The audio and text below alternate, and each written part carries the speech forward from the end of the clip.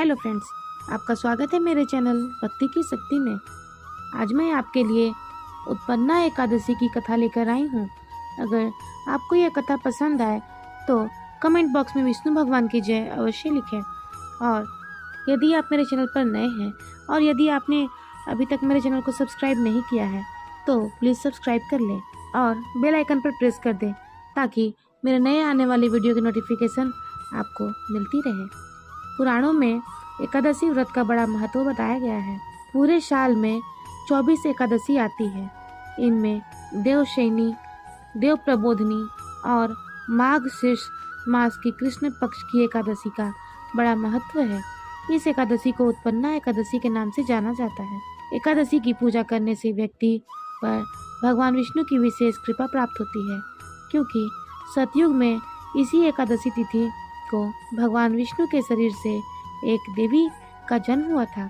इन देवी ने भगवान विष्णु के प्राण बचाए थे, जिससे प्रसन्न होकर भगवान विष्णु ने इनका एकादशी नाम दिया। शास्त्रों के अनुसार जो व्यक्ति एकादशी के दिन व्रत रखता है, भगवान विष्णु के साथ एकादशी देवी की पूजा करते हैं, उसके कई जन्मों के पाप मिट जाते हैं और व्यक्ति उत्तम लोक में स्थान प्राप्त करता है। एक बार सूत जी ने ऋषियों से कहा कि हे ऋषिगण, मैं इस व्रत का वृत्तांत और उत्पत्ति बताता हूँ। प्राचीन काल में भगवान श्री कृष्ण ने अपने परम भक्त युधिष्ठिर से कही थी, वही आज मैं तुमसे कहता हूँ। एक बार युधिष्ठिर ने पूछा था कि एकादशी का व्रत की क्या विधि है और उसका क्या फल प्राप्त होता है।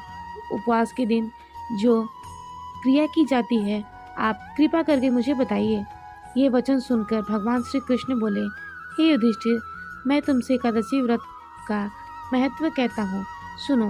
सर्वप्रथम हेमंत ऋतु में मार्गशीर्ष कृष्ण एकादशी से इस व्रत का आरंभ करना चाहिए।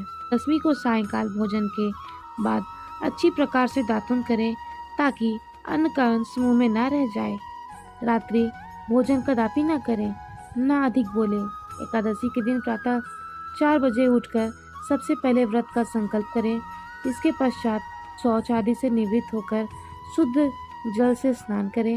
व्रत करने वाला चोर, पाखंडी, पापी, परस्त्रीगामी, निंदक, मिथ्यावादी तथा किसी भी प्रकार के पापी से बात न करें। स्नान के बाद धूप, दीप, नैवेद्य आदि चीजों से भगवान की पूजा करें और रात में दीपदान करें। सोना नहीं चाहिए। सारी रात भजन कीर्तन आदि करना चाहिए। जो कुछ पहले जाने अनजाने में पाप हो गए हैं, उनकी क्षमा मांगनी चाहिए। धर्मात्मा पुरुषों को कृष्ण और शुक्ल दोनों पक्षों की एकादशी को श्रेष्ठ समझना चाहिए। जो मनुष्य एकादशी का व्रत करते हैं, उन्हें तीर्थ करने और भगवान के दर्शन करने से भी ज्यादा फल प्राप्त होता है। वह एकादशी व्रत के 16 भाग के भी समान नहीं है।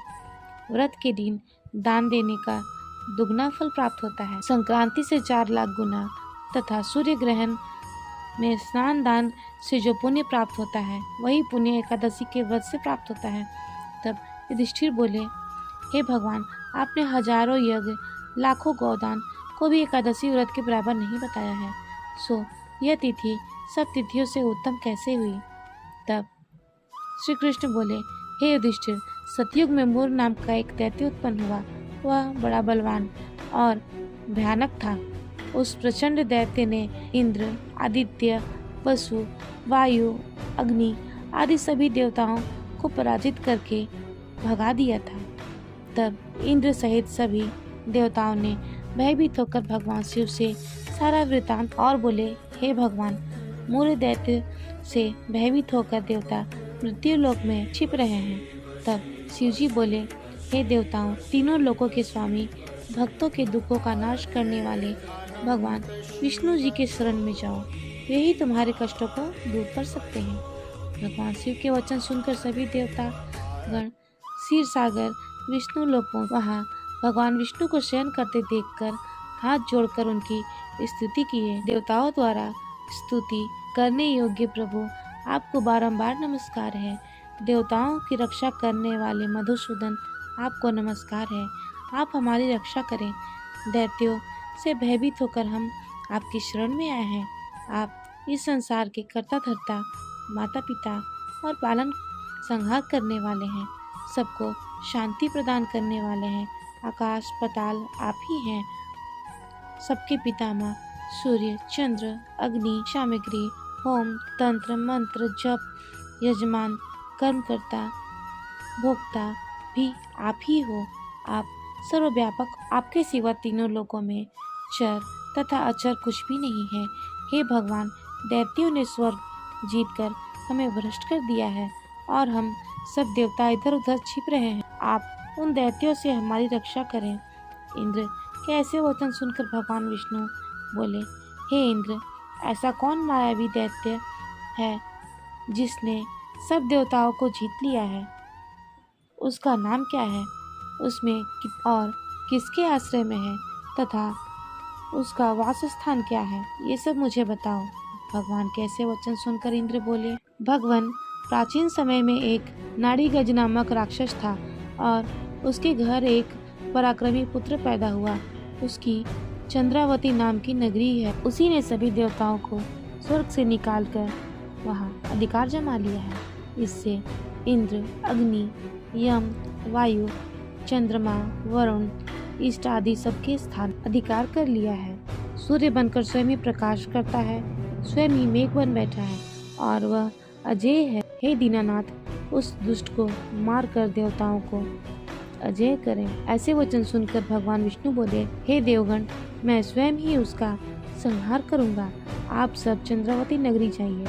इस प्रकार सभी देवता और विष्णु जी ने चंद्रावती नगरी की ओर प्रस्थान किया। उस समय दैत्य मूर सेना सहित युद्ध भूमि में गरज रहा था। उसकी भयानक गर्ज सभी देव भयभीत होकर चारों दिशाओं में भागने लगे। जब स्वयं भगवान विष्णु रणभूमि में आए तो दैत्य उन पर भी अस्त्र शस्त्र लेकर प्रहार की। भगवान ने सबको मार डाला, केवल मूर बचा रह गया। वह भगवान के साथ युद्ध करता रहा। भगवान जो भी तीक्ष्ण बाण चलाते वह उसके लिए पुष्प सिद्ध होता। युद्ध अनेकों वर्षों तक चलता रहा। अंत में मूर का शरीर छिन्न भिन्न हो गया, किंतु वह युद्ध करता रहा। भगवान विष्णु और मूर के बीच मल्ल युद्ध भी हुआ। 10,000 वर्षों तक उनका युद्ध चलता रहा, किंतु मूर नहीं हारा। अंत में भगवान विष्णु थक कर बद्रिका आश्रम चले गए। वहाँ हेमवती नामक सुंदर गुफा, उसमें विश्राम करने के लिए भगवान उसके अंदर प्रवेश कर गए। वह गुफा 12 योजन लंबी थी और उसका एक ही द्वार था। विष्णु भगवान वहाँ योग निद्रा की गोद में सो गए। मूर भी पीछे पीछे और भगवान विष्णु को सोता देखकर मारने को उद्यत हुआ। तभी भगवान के शरीर से उज्जवल कांतिमय देवी प्रकट हुई। देवी ने राक्षस मूर को ललकारा, युद्ध की और उसे मृत्यु के घाट उतार दी। भगवान विष्णु जब योग निद्रा की गोद से उठे तो सब बातों को जानकर देवी से बोले, आपका जन्म एकादशी के दिन हुआ है, अतः आप उत्पन्ना एकादशी के नाम से पूजी जाएंगी। आपके भक्त वही होंगे जो मेरे भक्त हैं। यह भगवान विष्णु की उत्पन्ना एकादशी की पूजा भी थी। यह व्रत 2 प्रकार से रखा जाता है। एक, व्रत के दिन सुबह जल्दी उठकर स्नान कर व्रत करने का संकल्प लें। भगवान विष्णु की प्रतिमा को एक चौकी पर स्थापित करें। चौकी पर पीला कपड़ा बिछाएं। भगवान का गंगा जल से अभिषेक करें। दीप प्रज्वलित करें। अक्षत, नैवेद्य आदि 16 सामग्री से विधि विधान पूर्वक पूजन करें। व्रत कथा का पाठ करें। पूजा के दौरान ओम नमो भगवते वासुदेवाय का जाप करें। भगवान को भोग लगाएं। इस व्रत में विशेष ध्यान रखें कि भगवान को सिर्फ सात्विक चीज़ों का ही भोग लगाएं। भगवान के भोग में तुलसी दल को जरूर शामिल करें। ऐसा माना जाता है कि बिना तुलसी के विष्णु भगवान भोग ग्रहण नहीं करते हैं। इस पावन दिन भगवान विष्णु के साथ माता लक्ष्मी की भी पूजा करें। भगवान का अधिक से अधिक ध्यान। एकादशी के दिन तुलसी का भी पूजन करें, आरती करें। इस दिन ब्राह्मणों को भोजन कराना चाहिए। एकादशी के दिन पीपल के वृक्ष की पूजा करें। पीपल की जड़ में कच्चा दूध चढ़ाएं और घी का दीपक जलाएं। अगले दिन सूर्योदय होने पर पारण करें। फिलहाल इस वीडियो में इतना ही।